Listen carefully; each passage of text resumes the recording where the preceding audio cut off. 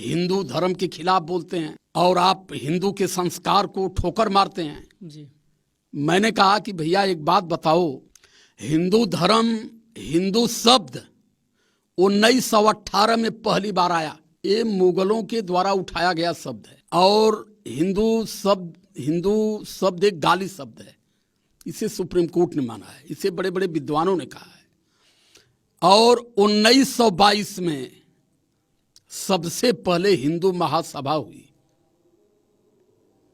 1925 के आंदोलन में, 1925 के आरएसएस ने 1925 में एक बड़ी रैली करके कह दिया कि इस देश का शूद्र भी हिंदू है, लेकिन इस देश में 52% ओबीसी से मैं पूछना चाहता हूं कि 1925 के पहले आप क्या थे? केवल ये तलाशो।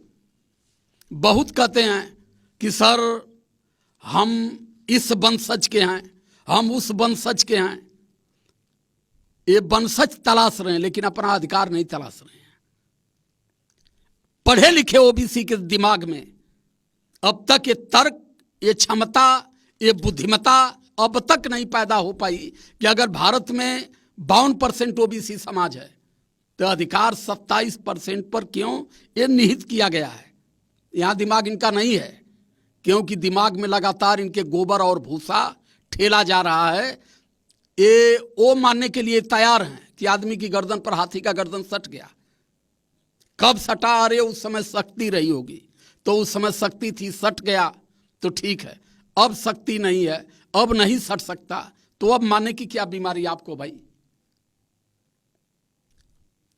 तो इस देश में पढ़ा लिखा व्यक्ति पशुओं से भी बदतर है। और मैं इसलिए बार बार कहता हूं कि आप अपने हक के बारे में, अपने सम्मान के बारे में, अपने अधिकार के बारे में तब जानोगे जब ग्रंथों से अपने माइंड को बाहर करोगे और देश का संविधान पढ़ोगे, महापुरुषों का इतिहास पढ़ोगे। महापुरुषों ने कितना त्याग और बलिदान दे करके ये सम्मान दिया हमें, ये अधिकार दिया हमें। आज मैं जो बात बोल रहा हूं आपके बीच में, आपके चैनल के माध्यम से, निश्चित रूप से अगर महापुरुषों का त्याग और बलिदान नहीं होता, बाबा साहब के द्वारा लिखित संविधान नहीं होता, तो इतना बोलने पर मेरी जिह्वा काट दी जाती। लेकिन ओबीसी समाज इस चीज को नहीं समझ पा रहा है। वो समझ रहा है कि ये डी काली के दिया हुआ अधिकार है मेरे पास। राजकुमार यादव जी, आप अपने गीतों में सिर्फ पंडितों को ही टारगेट क्यों करते हैं? तो किसको टारगेट करें? यहां हमें वर्ण में किसने बांटा? जातियों में किसने बांटा? व्यवस्था किसने बनाई? इस देश में 3% ब्राह्मण है, 3.5%। जो गांव का प्रधान नहीं बन सकता हो, लेकिन देश का प्राइम मिनिस्टर वो जिसको चाहता वो बनाता है। और हम 52% हैं। देश में 80 करोड़ हमारी आबादी है ओबीसी की, लेकिन हमें मुख्यमंत्री बनाने के लिए भी सोचना पड़ता है। ये सारी नीतियां कौन बनाया है?